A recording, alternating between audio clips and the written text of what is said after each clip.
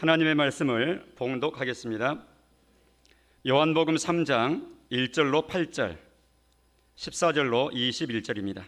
그런데 바리새인 중에 니고데모라 하는 사람이 있으니 유대인의 지도자라.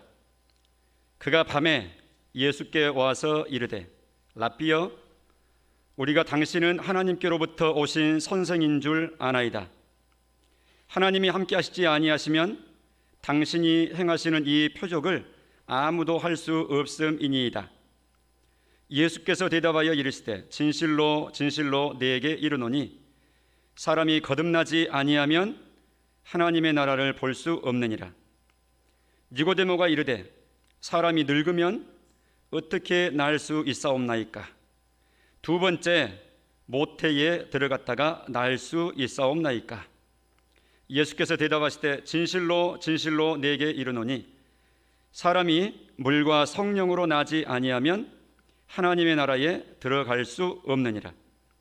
육으로 난 것은 육이요 영으로 난 것은 영이니 내가 네게 거듭나야 하겠다 하는 말을 놀랍게 여기지 말라. 바람이 임의로 불매 네가 그 소리는 들어도 어디서 와서 어디로 가는지 알지 못하나니 성령으로 난 사람도 다 그러하니라. 14절, 모세가 광야에서 뱀을 든 것 같이 인자도 들려야 하리니 이는 그를 믿는 자마다 영생을 얻게 하려 하심이니라. 하나님이 세상을 이처럼 사랑하사 독생자를 주셨으니 이는 그를 믿는 자마다 멸망하지 않고 영생을 얻게 하려 하심이라. 하나님이 그 아들을 세상에 보내신 것은 세상을 심판하려 하심이 아니요 그로 말미암아 세상이 구원을 받게 하려 하심이라. 그를 믿는 자는 심판을 받지 아니하는 것이요 믿지 아니하는 자는 하나님의 독생자의 이름을 믿지 아니하므로 벌써 심판을 받은 것이니라. 그 정죄는 이것이니 곧 빛이 세상에 왔으되 사람들이 자기 행위가 악함으로 빛보다 어둠을 더 사랑한 것이니라. 악을 행하는 자마다 빛을 미워하여 빛으로 오지 아니하나니 이는 그 행위가 드러날까 하며 진리를 따르는 자는 빛으로 오나니 이는 그 행위가 하나님 안에서 행한 것임을 나타내려 함이라 하시니라. 아멘. 사람에게 가장 중요한 것이 있다면 한 가지 꼽아보라. 여러분은 뭘 꼽겠습니까? 맨 가축 대답할 기회를 드릴게요. 내게 있어서 가장 중요한 것 한 가지. 벌써 가장이란 말 자체가 딱 한 가지만을 이미 지칭하게끔 하는 표현이죠. 가장 중요한 것. 시간이 없으니까 가장 중요한 거 한 가지 뭘 말씀하시겠습니까? 네? 건강. 잠깐만요. 기회 드릴게요. 이제 제 3조 가장 중요한 거 한 가지. 건강. 두 편 얻었네요. 건강이. 자, 마지막 줄 상인들까지 합해가지고 전부 다 한 가지. 오, 제 가슴이 꽂힙니다. 생명. 윗줄 기회 드릴게요. 예? 뭐라고요? 덕. 난 떡이라고 그런 줄 알고 깜짝 놀랐습니다. 예, 워낙 강조하셔가지고 떡이요 하기 덕. 예, 덕. 답이 나왔습니다. 자, 나온 것 중에서 하나 골라보시죠. 건강, 건강, 생명, 덕. 그 중에서만 골라보라 그러면 생명. 질문자가 마음에 두고 있던 정답이 바로 그겁니다. 주님도 그 말씀 하시죠. 온 천하를 다 얻었는데 그 사람 죽어버리면 무엇이 유익하겠냐 자기한테. 죽었는데 죽는데 어떤 사람이 그랬대요. 병실에서 곧 이제 중환자실에서 임종 직전인데 급히 오더니 기뻐하십시오 기뻐하십시오. 당신이 사놓았던 그 주식이 대박 났습니다. 대박 났어. 또 어떤 사람 와가지고 그 제출해 놓은 박사 학위 논문이 심사 통과돼서 박사님 드디어 되셨습니다. 기뻐하십시오. 장가를 못 보냈는데 좋은 며느리감 얻어가지고 지금 아들이 온다고 소식이 왔습니다. 다 중요한 일들입니다. 주식이 높아가서 재산이 증식됐어요. 얼마나 좋습니까? 그렇게 공부를 열심히 하고 밤을 새우고 논문을 작성을 하고 심사를 받았는데 학위를 냈는데 박사 학위 통과가 됐어요. 합격. 드디어 박사님 호칭을 얻게 된, 명예를 얻게 된 겁니다. 안 좋습니까? 자식에 대한 마음이 얼마나 간절합니까? 조상으로 부모로서. 근데 드디어 그놈이 장가가게 됐네. 직장 만났다네. 어서 보자, 어서 와라. 얼마나 기쁩니까? 그런데 5분 뒤에 돌아가셨어요. 그 병상에서. 그러면 주식인들 그 무슨 필요며, 박사님인들 무슨 필요며, 물론 자식이 장가는 건 좋은 일이지만 그 기쁨을 맛보겠냐고요. 모든 것은 근본 문제가 해결된 뒤에 그 위에 그 다음에 이제 세우는 겁니다. 그래서 하나님이 생명 문제를 받아삽니다. 근본 문제. 가장 기초 문제요, 근본 문제요. 이게 전부라고 말씀하는 거예요. 이게 없으면 나머지는 다 사상 누각입니다. 모래성입니다. 동의하십니까? 동의하십니까? 근데 사람들은 안 급하거든요. 왜 안 급하죠? 죽음이 내 것 아니라고 생각을 해요. 근데 쓰는 답하고 사는 답은 닳습니다. 사람이 다 죽습니다. 그러면 동의 안 하는 사람이 없어요. 다 동의해요. 전 국민이. 당신도 죽으실 겁니다. 맞습니다. 나도 죽지요 언젠가. 다 그거 동의합니다.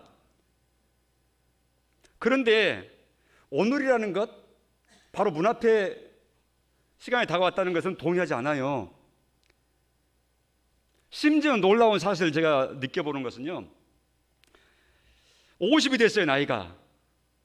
그럼 100살로 칠 때 꺾였잖아요. 아직도 많이 남았네 이렇게 생각을 하고요. 8순이 되셨어요. 8순. 그래도요 여유로우세요. 그러면 진짜 여유로운 건지, 아니면 감각이 무딘 건지, 아니면 아예 그냥 생각을 안 하는 건지 우리가 생각해 봐야 돼요. 그거를 점검해야 됩니다. 놀라운 사실 한 가지, 죽음이 나하고는 관계없는 걸로 생각을 해요. 그래서 죽음이 딱 임하게 되면 당하지 못할 일을 당한 사람 양 그러게 합니다. 자기뿐만 아니라 아내의 문제, 남편의 문제, 자식의 문제, 부모님의 문제 다 마찬가지입니다. 죽을 줄 몰랐어요? 돌아갈 줄 몰랐어요? 놀라지 않지는 않죠. 놀라운 일이죠. 딱 한 번 있는 일이니까. 그리고 충격적인 일이니까. 그걸 무시하는 건 아닙니다. 감정적인 부분을 무시하고 하는 말 아닙니다. 그 현상 자체에 대해서는 항상 준비해놓고 살아온 사람이야 바른 인생 길이었겠고, 또 그 문제, 근본 문제가 다 해결된 뒤에 갖가지 계산을 하고 또 노력도 하고 또 성취도 하고 해야 가치가 있는 것인 것을 주님이 하신 말씀을 제가 다시 반복하는 것 뿐입니다. 동의하십니까? 다 동의하실 줄 압니다. 오늘 이게 본문에 등장하는 유명한 분이 있어요. 우리한테는 신앙생활 오래 한 분일수록 굉장히 유명한 분이죠. 또 한번 받아 세웁시다. 니고데모. 이 사람은 우리식으로 말하면 니씨인가 봐요. 니씨. 니고데모. 물론 이제 우리식으로 한 표현인데 니고데모라고 하는. 근데 이분은 일제를 보니까 간단히 소개가 돼 있어요. 어떤 사람인지. 바리새인 중에 니고데모라 하는 사람 그랬어요. 첫째로 바리새인이라는 겁니다. 우리는 바리새파라고 하는 당이, 바리새 당이 없는 나라예요. 우리는 뭐 국힘당 있고 뭐 더불어민주당 있고 뭐 이런 식인데, 이 예수님 사실 당시에 그 1세기 그 땅에는요 여러 당들이 있어요. 사두개당, 바리새당, 뭐 에센당, 뭐 여러 가지가 있습니다. 그 기타 외에. 그런데 그 중에 이 바리새파, 바리새당, 바리새인이라 하면은 이 사람들은 전 국민이 인정하시는 신앙의 엘리트입니다. 우리도 저분들처럼 해야 돼. 우리도 저 사람처럼 해야 돼. 다 이렇게. 그리고 자기들도 대단한 자부심입니다. 우리는 바리새당이야 하면 다 끝나는 거예요. 더 이상 설명 필요 없어요. 다 인정해주는 신앙의 엘리트예요. 하나님 앞에서 신앙의 엘리트 중에 엘리트. 바리새 당원, 바리새파, 바리새인이에요. 근데 니고데모가 그런 사람이에요. 바울도 신약성경 13권을 기록했던 바울도 바리새 당 출신입니다. 그래서 하나님께 그렇게 열심히 해요. 뿐만 아니라 1절 끝부분을 보니까 이분에 대한 이력이 또 소개되어 있는데 유대인의 지도자라 그랬어요. 유대인의 지도자. 그 유대 사회에, 이스라엘 사회에 지도급의 인물이에요. 여기 지도자라는 말은 당시의 말로는 산헤드린이라고 하는 공회가 있어요. 우리나라야 뭐 입법, 사법, 행정 이렇게 3부서가 각각 분리되어 있지만 뭐 대통령, 대법원장, 또 국회의장 각 부마다 수장들이 있잖아요. 다 대등하게 되어 있어요. 법적인 지위가 대통령이나 대법원장이나 국회의장이나 같이 되어 있는 겁니다. 근데 우리나라는 대통령 중심이다 보니까 대통령이 전부 쌩 줄 아는데 대통령도 재판소에 가서 재판 받잖아요. 뭐 이런 식으로 다 되는 거죠. 근데 당시의 유대 사회는요, 이런 3부가 통합되어 있는 거예요. 구분이 없어요.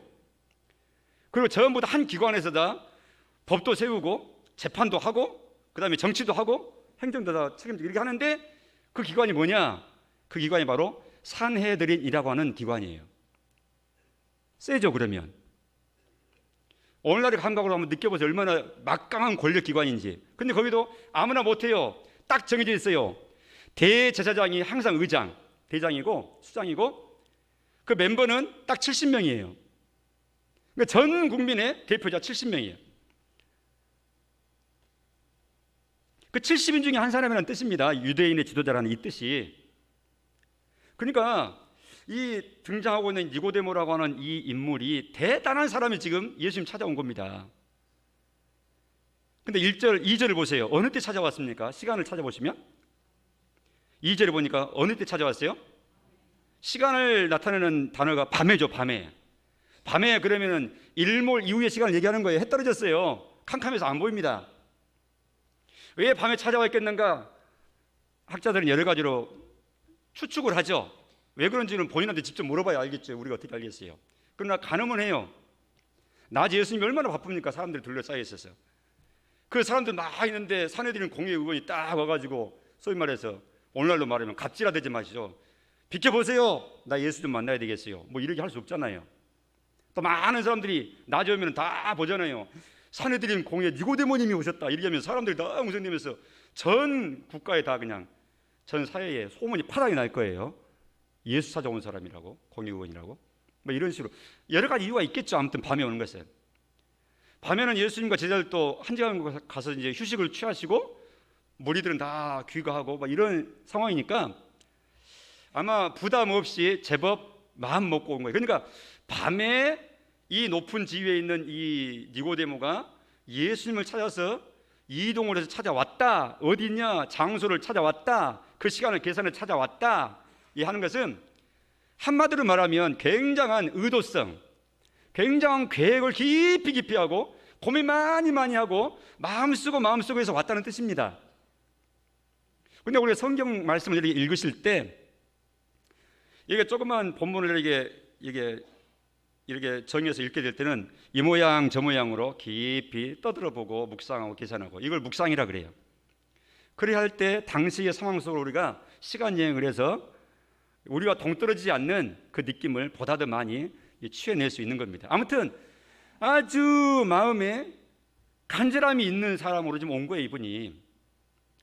이 사람은 많은 사람들을 가르쳐요. 율법을 또 가르치고 본을 보이기도 하고 이렇게 하면서 아주 공적인 사람인데 예수님 찾아온 거예요. 나이적으로 볼 때도 이 니고데모가 당시에 예수님 찾았을 당시에는 아마 60대 중후반쯤 됐을 것이다 이렇게 추측이 되고요. 예수님은 우리가 알듯이 30세에서 33세 이 딱 3년간 이 공적인 생활을 하셨잖아요. 그러니까 30대 초반의 청년이에요. 장가도 안 가고. 그러니까 따지자면은 부자지간과 같은 세대 차이입니다. 그런데 찾아온 겁니다. 와서 하는 말이 2절에 보니까 라비어 이렇게 불러요. 유대 사회에 랍비어 하는 것은 대단한 존경의 표현입니다. 당신은 하나님께로부터 오신 선생인 줄 아나이다. 이것도 놀라운 표현입니다. 무슨 말이냐? 랍비에도 급이 3개가 있다고 유대인들은 당시에 그렇게 계산했어요. 랍비 그러면 똑같은 랍비가 아니에요. 랍이라고 하는 존재가 있고 랍비 이렇게 부른 존재가 있고, 그런가 하면 랍비보다도 더 높은 하나님께 속한 분이 있다, 이렇게 말을 해요. 3등급을 나눠요. 랍비도 등급을 나눠요, 자기들끼리. 그런데 여기 지금 우리가 당신은 하나님께로부터 오신 선생인 줄 아나이다. 그러면 그 3가지 등급 중에 어느 쪽이란 말이에요? 가장 최고 등급 두고 하는 말입니다. 그러니까 이 나이 많이 드신 노인 니고데모가 이 젊은 청년격인 예수님을 향해서 극존칭에 할 수 있는 최고의 호칭으로 이렇게 말대답을 하면서 지금 대화를 시작하는 거죠. 그런데 그날 아마 이 두 분이 대화를 했을 때 어느 정도 시간을 썼을까 우리는 알 수가 없어요. 그러나 요한을 통해서 지금 요한복음 3장 우리가 읽었던 이 본문에 기록되어 있는 것은 방금 읽었던 쭉 읽은 거 보면은 이거 몇 분이나 걸리겠습니까? 이 말만 하고 끝났다고 볼 수는 없죠. 여기는 지금 소위 말해서 선택적 법칙에 의해서 그날 저녁에 있었던 가장 중요한 핵심 내용을 지금 기록해 놓은 걸로 우리가 봐야 됩니다. 2시간을 함께 보냈는지 3시간 보냈는지 우리가 알 수가 없죠, 시간은. 그러나 그 중에 핵심 내용은 바로 이거였다는 것인데, 예수님이 3절에 그런 말씀을 하십니다. 대답하여 이르시되 진실로 진실로 내게 이르노니 사람이 거듭나지 아니하면 하나님 나라를 볼 수 없다. 예수님이 하고자 하셨던 핵심 내용이죠. 5절에도 보면 대답하실 때 진실로 진실로 내게 이르노니 사람이 물과 성령으로 나지 아니하면 하나님 나라에 들어갈 수 없다. 3절에 하나님 나라 볼 수 없다. 5절에 하나님 나라에 들어갈 수도 없다. 그러니까 하나님 나라, 천국, 영생, 구원 이것과 관계돼서 거듭나지 아니하면 안 된다. 이 내용이 예수님께서 그날 저녁에 대화하셨던 핵심 내용인 거예요. 우리가 주식이 높아가고 박사학위를 받고 자식이 또 대사를 치르고 한다 해도 내가 죽고 나면 아무 이 세상 일과는 관계가 없다고 말했듯이, 이 세상에서 이 니고데모가 그런 관원이고 바리새인이고 자타가 인정하고 명예도 있고 다 그런데 존경받고 하는데, 예수님이 그 어르신께 해당되는 그분한테 하는 말씀이 사람이 거듭나지 아니하시면 하나님 나라 들어가지도 못합니다. 반드시 거듭나야 됩니다. 그게 가장 중요한 근본 문제요, 기초 문제요, 핵심입니다. 바리새인이시니까 또 이 관원 사내들인 공의 의원이시니까 그거 가지고 만족하시면 안 됩니다. 자신을 보십시오. 이렇게 지금 얘기하신 거죠. 근데 니고데모는 전혀 이해를 못하고 있습니다. 3절에 보면, 4절에 보면 그래요. 니고데모가 대꾸하는 말을 보면 사람이 이렇게 대화하다 보면 소위 말해서 말의 간을 보는 거잖아요. 상대방이 좀 내 말을 잘 이해하고 있는 거를 내놓는 말을 들어보면 알잖아요. 내 말을 이해하고 하는 대답인지. 그런데 예수님이 거듭나지 아니하면 하나님 나라를 볼 수 없다 이렇게 말씀을 3절에서 하는데 4절에서 니고데모가 대꾸하는 말씀을 보니까 예수님이 하시는 말씀을 전혀 이해를 못하는 대꾸를 하는 거예요. 아니 사람이 늙으면 어떻게 다시 난단 말입니까? 그러니까 예수님하고 서로 전혀 핀트가 맞지 않습니다. 그래서 예수님이 그렇게 설명하십니다. 6절에 육으로 난 것은 육입니다. 영으로 난 것은 영이다. 이렇게. 육으로 난 것은 육이라고 말은 무슨 말이에요? 육체이신 어머니 아버지 육체로부터서 내가 아기로 태어난 것이 바로 내 몸뚱아리죠. 육에서 육이 나왔다 그 말이죠. 부모로부터 내가 나온 거이 몸뚱아리가 지금 그걸 두고 하는 말이죠. 이게 첫 번째 난 겁니다. 거듭난다 하는 말은, 거듭이라는 말은 두 번째 난다 그 말이죠. 그렇게 나는 것 말고 그렇게 다시 그것을 두 번 거듭 반복하라는 말이 아니라 그렇게 한 번 낳고 다시 한 번 나는데 6절 하반절에 있는 거예요. 영으로 나는 것은 영이다. 영으로 한 번 태어나야 된다 그 말이죠. 그러니까 영으로 태어나지 아니하면 하나님 나라 볼 수 없고, 영으로 태어나지 아니하면 하나님 나라 들어갈 수 없고 구원받을 수 없다 그 말이죠. 그러니까 구원받는 것은 영적인 문제지 육체적인 문제 아니란 말입니다. 이 땅에서야 부자로 살 수 있고 가난하게 살 수 있죠. 그러나 구원받아야 돼요. 부자나 가난자나 다. 그래야 되는 겁니다. 나는 부자니까 구원 안 받아도 돼.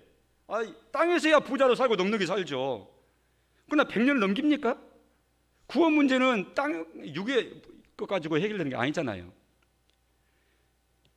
땅에서도 복되게 윤택하게 살도록 우리가 최선을 다하고 하나님 은혜 구하고 노력도 하고 자수성가해야 되죠.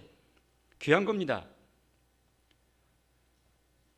그러나 더 근본적으로는 영적인 문제를 실패해버리면 절대 안 된다는 사실이죠. 그래서 예수님이 육적인 것과 영적인 것을 나누어서 이렇게 말씀하면서 거듭나야 하나님 나라 백성 된다 하는 것은 영적인 영역에 해당되는 것을 말씀하는 겁니다.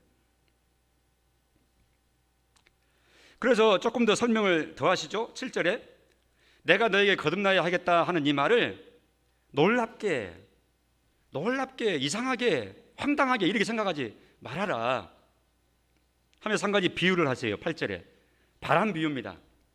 바람이 임의로 분다 그 말은 정해진 거 없이 분다 그 말입니다. 예상할 수 없게 분다 그 말이죠.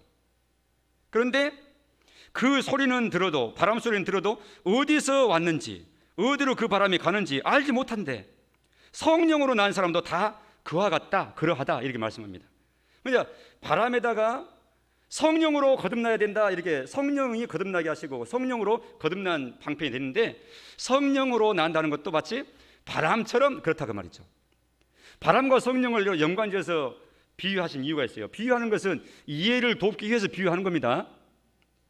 이해를 돕기 위해서 빗대어서 말하는 것이 비유잖아요. 그러니까 바람의 그런 성격과 특징과 성령의 그런 성격과 특징이 비슷하다 그 뜻이에요. 어떤 특징이 있습니까? 바람의 특징이 지금 나왔잖아요. 여기에 어디서 와서 어디로 가는지 모른다. 출처를 모르는 거예요. 바람이 어디서 시작되고 그러는지. 물론 기상학이 발달되고 하면 기상과학에 의해서 좀 더 밝혀는 지겠지만 사람이 알 수가 없죠. 그런가 하면 바람이라고 하는 것이 그 현상만 있지 그 소리는 듣는다 그랬잖아요. 8절에 네가 그 소리는 들어도 뿐만 아니라 주님이 여기 요한이 다 기록은 안 했지만 바람이 있는 것은 바람 소리도 날 뿐만 아니라 또 나무 이파리가 흔들리거나 우리가 막 바람이 불면은 이 겨울바람 불면 얼마나 막 살이 애기겠습니까? 이런 게 다 바람이 부는 그 현상들이잖아요. 결과들이잖아요. 그러니까 바람은 그런 결과가 난다 그 말이죠. 결과를 현상을 일으킨다. 그 성령도 마찬가지다. 성령이 오시게 되고 성령이 일하시게 되면 결과 어떤 현상을 드러낸다 그 뜻이죠. 그런가 하면 한 가지 더 특징을 말해보라 그러면 바람이라고 하는 것은 우리 사람이 좌지우지 못해요. 그러니까 사람의 의지나 주관이나 어떤 계획이 들어있지 않다 그 말이죠. 성령의 역사도 그렇다 그 말입니다. 우리가 성령을 좌지우지 합니까? 옛날에 어떤 분들은 성령 받으라 막 외쳐대고 말이죠. 막 성령을 막 준다고 어떤 사람은 막 바람 소리를 내면서 막 슉슉슉슉 하면서 막 강대상에서 막 이렇게 막 어떤 막 행동을 막 하시고 그런 시절도 있었어요. 물론 그렇게 해서라도 그런 때 또 그런 방법을 통해서도 하나님은 그러한 때에는 그렇게 또 역사하시기도 하시고요. 그러나 사람이 마음대로 뭐 이렇게 물건이 있듯이 성령 받으라 주거나 내가 성령 받아야지 끌어내리거나 이걸 할 수 없는 겁니다. 성령님은 성경이 말하잖아요. 영이시고 하나님이시라고요. 신이시라고요. 어떻게 신을 하나님 우리가 마음대로 이래라저래 합니까? 성경이 소개하는 성령님에 대해서 그렇게 확실하게 하지 않을 때 거의 걸맞지 않는 행동을 할 수는 있지만 그러나 알면 알수록 성령님은 우리가 마음대로 할 수 없는 분이에요. 아주 인격적인 분이고 자기의 주관과 계획을 가지고 뚜렷이 행하시는 분이에요. 바람이나 성령이나 이처럼 결과를 또 사람이 터치할 수 없는 또 출처를 알 수 없는 그러니까 성령으로 거듭나야 하나님 백성 된다 했을 때 이 성령께서 거듭나게 하시는 분이다 이렇게 말씀하시는 겁니다. 우리가 오늘 말씀을 이렇게 살펴보면서 크게 두 덩어리로 마음 가운데 생각을 하셔야 돼요. 첫째로는 오늘 나오고 있는 니고데모의 예수님 만날 이 시점에 봤을 때 니고데모가 아직 구원받지 못했던 사람이라는 사실이에요.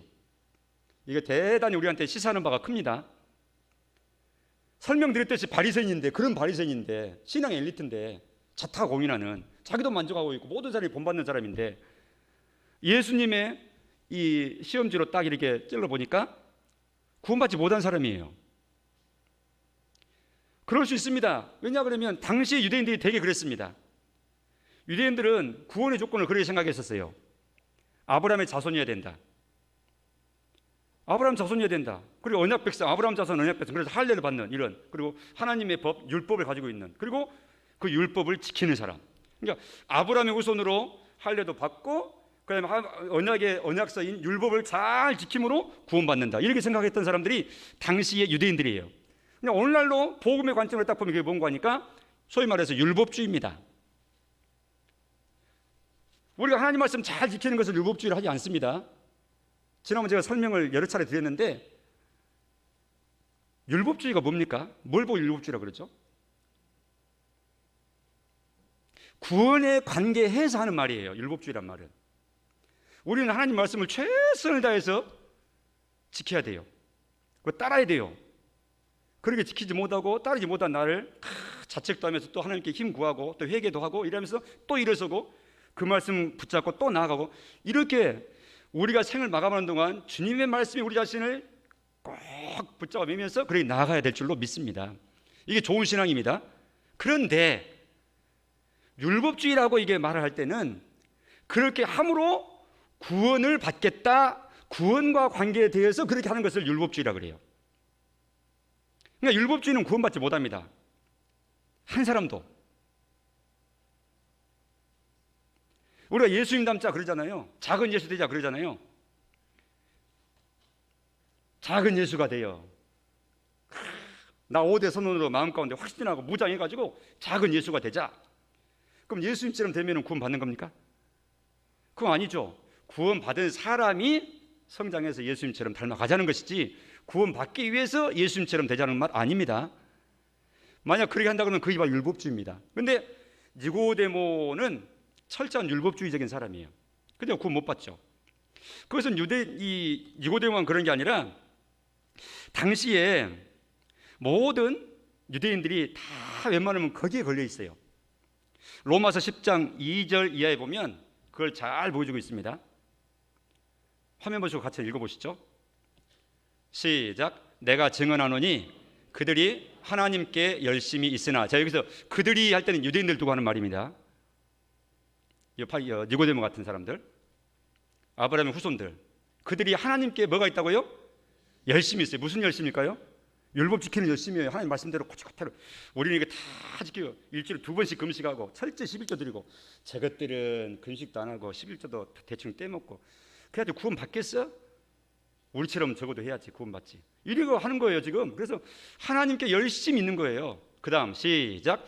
올바른 지식을 따른 것이 아니니. 그 열심히 올바르다고요? 틀렸다고요? 이게 아주 치명적입니다. 좋은 열심, 올바른 열심이면 100마력까지 그냥 100%까지 다 올려가지고 해야 돼요. 그런데 무지한 열심, 틀린 열심, 그것은 하는 만큼 치명적입니다. 하는 만큼 손해입니다. 그러니까 우리가 신앙생활 하실 때 또 후세들한테 얘기할 때도 우리 자신뿐만 아니라 무조건 열심히 하고 무조건 충성하고 무조건 봉사하고 무조건 하고 이리 하시면 안 됩니다. 바른 지식에 근거한 열심 내도록 먼저 중요한 것은 하나님 말씀을 바르게 아는 게 중요한 거예요.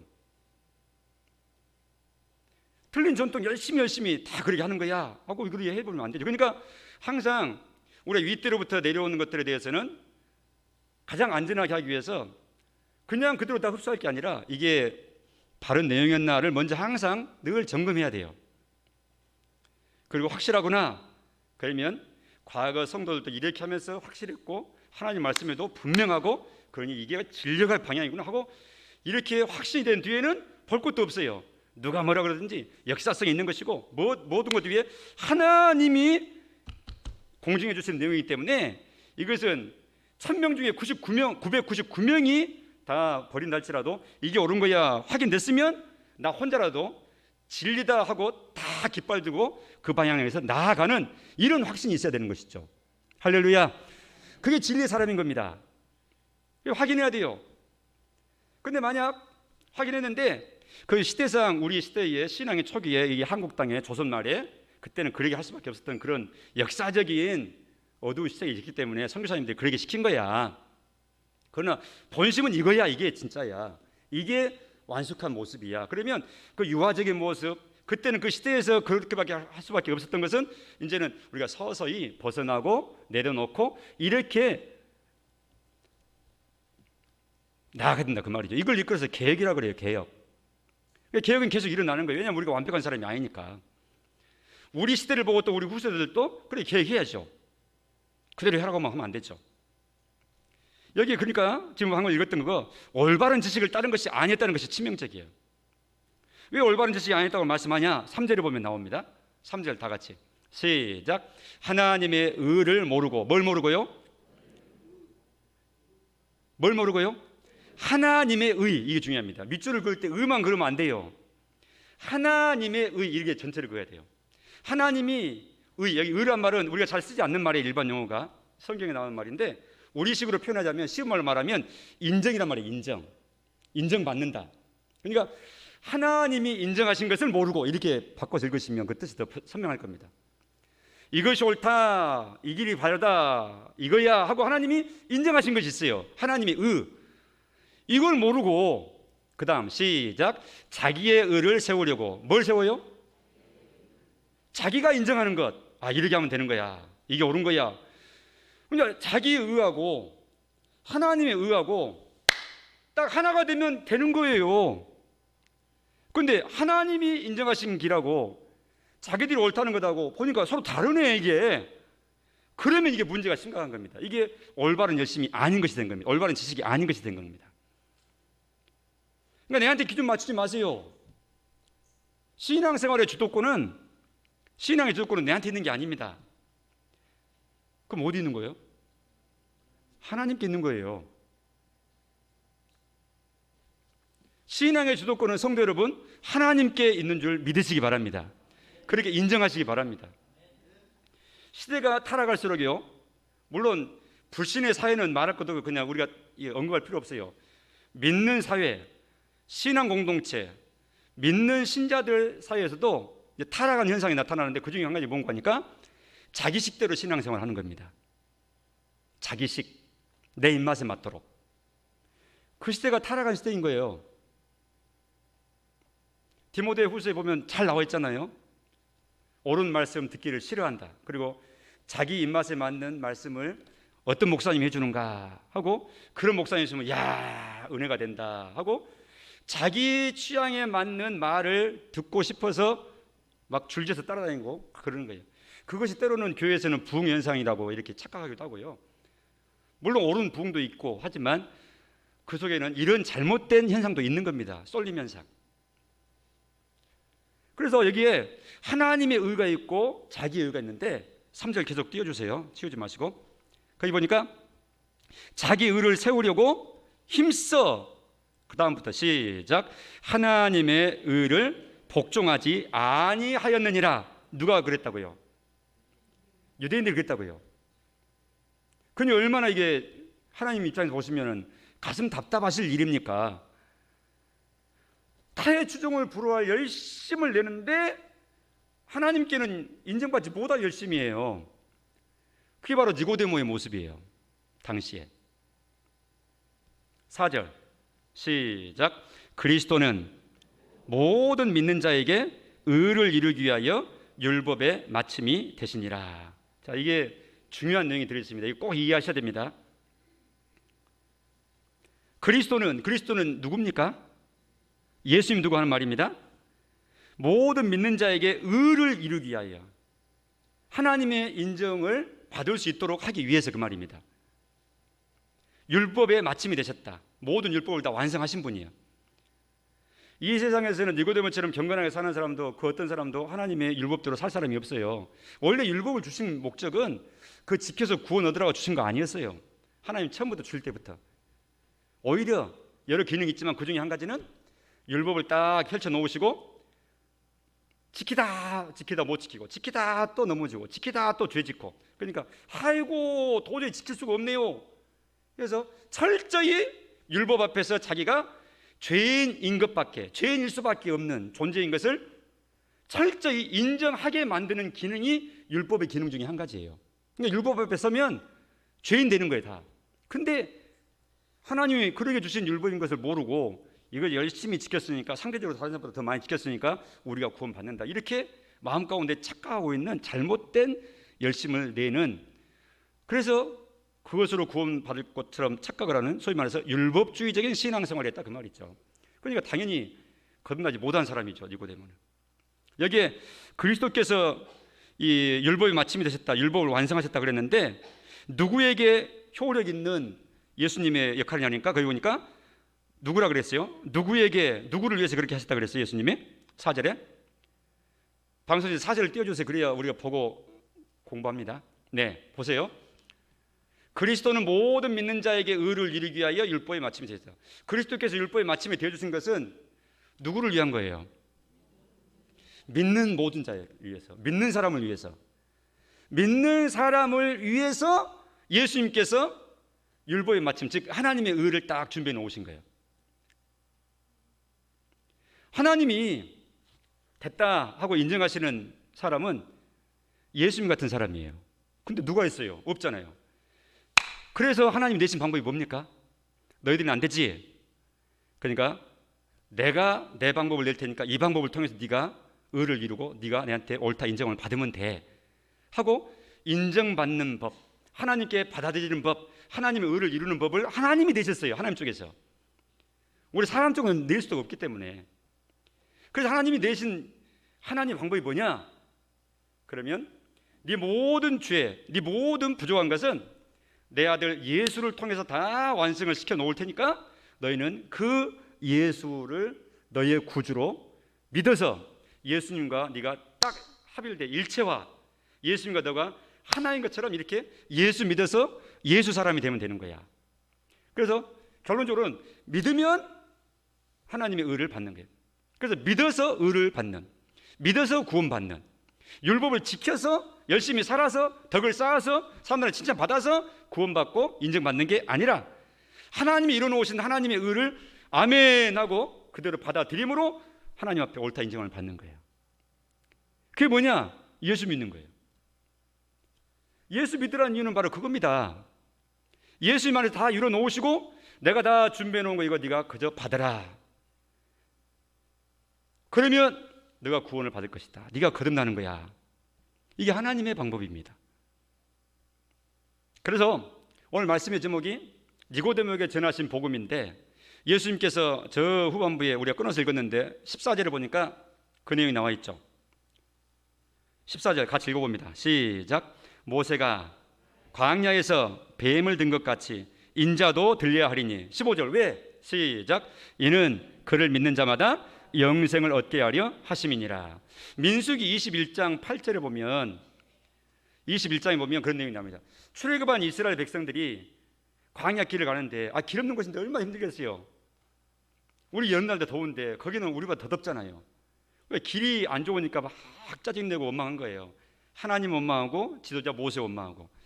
그래서 하나님께서 그들에게 불뱀을 허락하신 겁니다. 불뱀은 그냥 광야에 널려 있는 거예요. 구름 기둥이 살짝 빗나가면 땡볕에는 불뱀들이 그냥 구물구물해요. 그래서 불뱀에 많은 사람들이 물립니다. 특히 원망한 사람들이 물리도록 하신 거예요. 하나님께서 특별하게 그렇게 역사하신 겁니다. 불뱀에 물려버린 사람들은 독이 금방, 치명적인 독이 퍼져가지고 고통 중에 열이 올라가고 막 죽어가는 거예요. 텐트 속에서 앓는 거예요. 모세가 이 백성 다 죽겠습니다. 그래서 하나님께서 모세에 특별 지시를 하십니다. 모세야, 노수로, 구리로 뱀의 형상을 만들어서 장대 끝에 달아가지고 높이 들어라. 그리고 무리들 가운데 텐트 사이에 다 돌아다니면서 외쳐라. 물려서 고통 중에 있는 사람, 죽어가는 사람들, 이 장대 위에 노뱀을 쳐다보세요. 그러면 낫는다 라고, 나을 것이다 라고 하나님이 이렇게 저를 시키셨습니다. 아니, 해독제를 줘야 낫는 것이지 일반 의학적이나 상식적으로 보면. 그런데 하나님은 그 방법을 지시하신 거예요. 근데 그 내용을 듣고 그 들려지는 내용대로 마음 가운데 받아서 그래 낫는다고 하면서 고통 중에도 찾아보는 사람은 다 낫게 하셨어요. 그런데 속에서 이해가 안 되고, 이성적으로 말이죠, 그게 무슨 소리야? 동의가 안 되는 사람들은 그냥 그게 무슨 필요가 있어? 고개를 돌리고 텐트 밖으로 고개를 내밀지 않는 거예요. 쳐다보지 않는 거예요. 그런 사람은 다 죽어간 거예요. 예수님이 지금 그 얘기를 한 겁니다. 니고데모한테. 구약 시대에 있었던 그 사건을 니고데모한테 얘기한 거예요. 그러면서 이처럼 인자도, 예수님이 자기 자신을 말할 때 이 인자라 그래요. 나도 그 뱀처럼 들려야 할 것이다. 왜? 나를 믿는 사람마다 그처럼 구원 얻게 하기 위해서. 뱀에 물렸던 사람들이 놋뱀을 쳐다볼 때 치료를 받았던 것처럼 내가 십자가에 높이 달리고 십자가에 죽은 나의 소식이 널리 널리 증거될 텐데, 이 소식이 들려질 때 이 십자가에 피 흘려 죄 용서의 피를 흘린 나를 받아들이고 믿고 쳐다보는 사람은 다 구원받는다. 즉 다 낫는다. 그때 당시에는 불뱀의 독으로부터 나왔지만 예수님 쳐다보게 되면 이 죄의 치명적인 질병, 죽음의 질병, 심판의 질병으로부터 낫는다. 할렐루야. 이 말씀하신 거예요. 그냥 구약의 그 사건은 실제로 예수님의 이 십자가 사건, 구원의 사건을 보여주기 위한 구약의 사건이었어요. 이걸 이끌어서 예표라 그랬죠. 모형이라 그랬죠. 그래서 이어서 하시는 말씀이 본론적으로 말씀하시죠. 16절에 하나님이 이처럼 세상을 사랑하셔가지고 독생자인 나를 보내주셨다. 누구든지 나를 믿는 자는, 하나님 보내신 독생자를 믿는 자는 멸망하지 않고 죽지 않고 심판받지 않고 지옥 가지 않고 죄값 물음받지 않고 영생을 얻게 하시려고 나를 보냈다. 예수님이 이 세상에 오신 것은 죄 문제 해결하고 인생의 가장 기본 문제, 근본 문제란 생명 문제, 구원받아야 될 문제를 해결하시기 위한 하나님의 대안으로 이 세상에 보냄받은 분이에요. 그러니까 예수님이 오신 목적대로 예수 믿어서 죄 용서함 받아 하나님의 백성 되는 것이 인생 최대의 행복이다. 할렐루야. 이것을 우리는 복음이라 그래요. 복음이란 말은 복된 음성이란 말이잖아요. 복된 소리란 말이잖아요. 복음. 뭐가 복음입니까? 아픈 사람한테는 좋은 약이 복음이요, 목마른 사람한테는 시원한 물이 복음이요, 배고픈 사람한테는 진수성찬이 복음입니다. 먹자 마시자. 얼마나 기쁜 소식입니까? 그런데 그것은 아주 한 찰나의 기쁜 소식일 뿐이지 영원한 기쁨은 되지 못해요. 예수님은 영원한 기쁨의 소식입니다. 복음, 영원한 유효기간, 영원까지 그 기대 효과가 이어지는, 영생으로 이어지는, 하나님과의 관계가 화목 관계가 되어지는, 하나님을 아버지로 부르는, 하나님의 자녀가 되는, 모든 죄를 용서받는 이런 참 행복의 시작이 예수님 안에서 시작되는 것입니다. 이 대한민국 땅에도 많은 사람이 믿는 사람이 있고요, 또 믿다가 가나안 백성이라 그러죠. 교회를 안 나가는 사람도 있고, 또 아예 길을 막고 있는 사람, 더 심하게는 아주 교회를 없애자 하고 운동하는 아주 안티들도 많이 있고, 아주 스펙트럼이 넓어요. 그러나 모두가 다 공통되게 하나님 앞에서는 이 예수 그리스도의 소식, 높이 십자가에 들리신 예수 그리스도의 내 구주 되시는 그 소식을 전해 듣고 믿음으로 구원받기를 원하시는 것이 하나님의 소원이라는 사실이죠. 사도행전 4장 12절을 마지막으로 같이 읽고 마감하겠습니다. 사도행전 4장 12절 시작. 다른 이로서는 구원을 받을 수 없나니 천하 사람 중에 구원을 받을 만한 다른 이름을 우리에게 주신 일이 없습니다. 아멘. 기도하겠습니다. 하나님 감사합니다. 군청에서 알려주지 않고 이장님이 와서 알려주는 것도 아니고 국가에서 홍보하는 것도 아니고 하나님께서 교회라는 기관을 통해서 주의 말씀을 통해서 생명의 문제, 기초 문제, 가장 중요한 영혼의 문제를 해결받도록 귀한 말씀을 허락해 주셨습니다. 하나님, 이처럼 기회가 있을 때 우리의 마음을 활짝 열고 하나님의 약속을 그대로 마음 가운데 굳게 붙잡아 모두가 다 구원에 이르고 참 행복에 이르는 구원 백성만 다 될 수 있도록 도와 주시옵소서. 이미 이 내용을 확신하고 있는 모든 성도분들 더욱 확신하게 도와주시고 널리 널리 증거하게 하시고, 아직 확신 가운데 있지 않는 심령이 혹 있거들랑 성령께서 우리와 동일하게 확신 있는 믿음 가운데 구원의 백성 될 수 있도록 은혜 베풀어 주시옵소서. 예수님의 이름으로 기도합니다. 아멘.